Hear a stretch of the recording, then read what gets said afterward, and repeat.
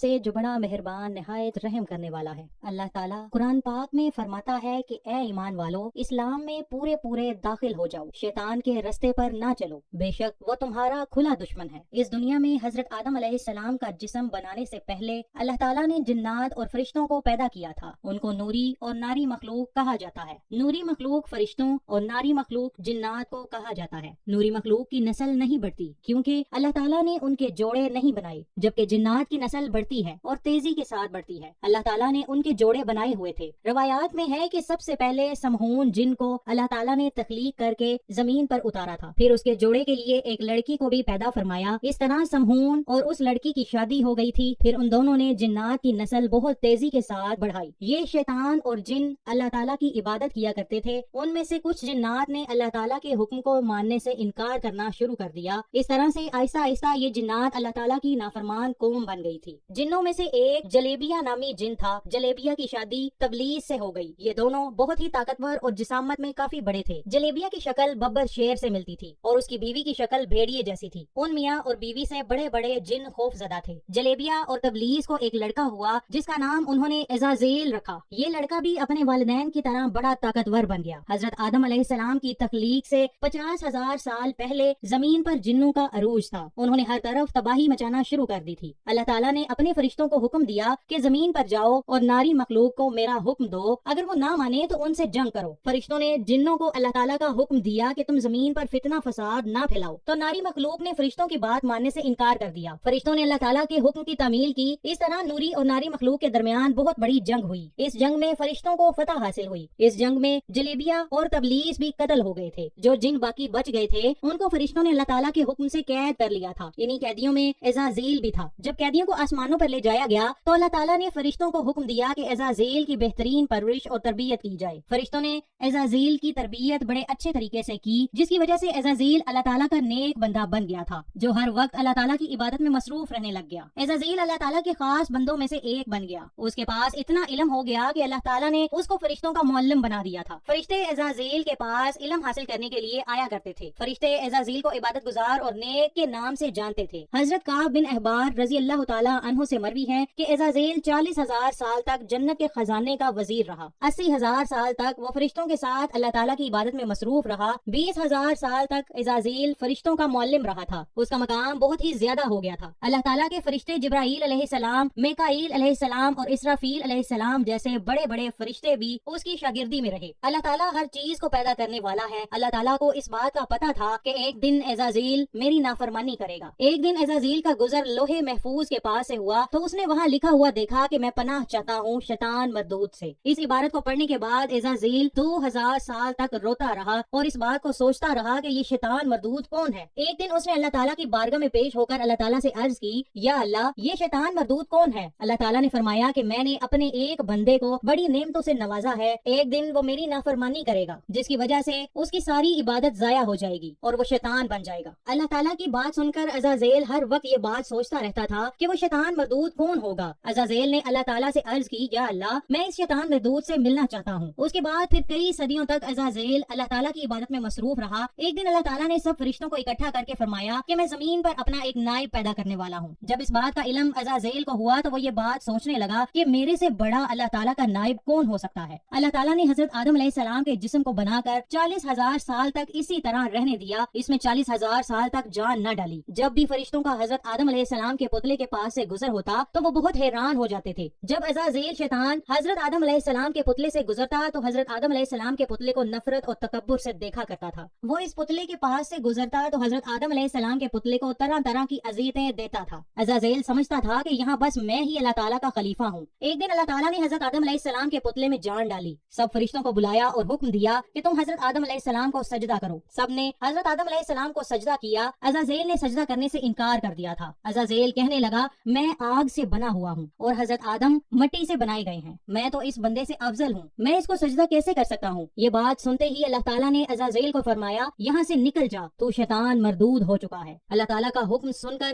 عزازیل کو یقین ہو گیا تھا کہ میں ہی شیطان مردود ہوں۔ جب عزازیل شیطان مردود بن گیا تو اس نے اللہ تعالیٰ سے قیامت تک زندہ رہنے کی مہلت مانگی، تو اللہ تعالیٰ نے اس کو قیامت کے دن تک زندہ رہنے کی مہلت دے دی۔ شیطان مردود نے کہا کہ اے اللہ، میں تیرے بندوں کو ہر طرح سے تیرے حکم کی نافرمانی کی طرف لے جاؤں گا، بہت تعداد میں تیرے نیک بندے میری بات مان کر تیری نافرمانی میں اتر آئیں گے اور گناہوں کی طرف مائل ہو جائیں گے۔ تو اللہ تعالیٰ نے شیطان مردود سے فرمایا تو میرے بندوں کو بھٹکائے گا، میری رحمت بہت ہی وسیع ہے، میں ان کو معاف کر دوں گا۔ اس طرح عزازیل اللہ تعالیٰ کی نافرمانی کر کے شیطان مردود بن گیا تھا۔ اللہ تعالیٰ نے شیطان مردود کے گلے میں لعنت کا توق قیامت تک ڈال دیا۔ اس طرح شیطان مردود اللہ تعالیٰ کی رحمت سے دور ہو گیا۔ روایات میں آتا ہے کہ جب قیامت کے نزدیک دوسرا سور پھونکا جائے گا تو اس وقت اللہ تعالیٰ شیطان کو موت کا مزہ چکھائے گا۔ اس کے بعد شیطان مردود کو ہمیشہ کے لیے جہنم کی آگ میں داخل کر دیا جائے گا۔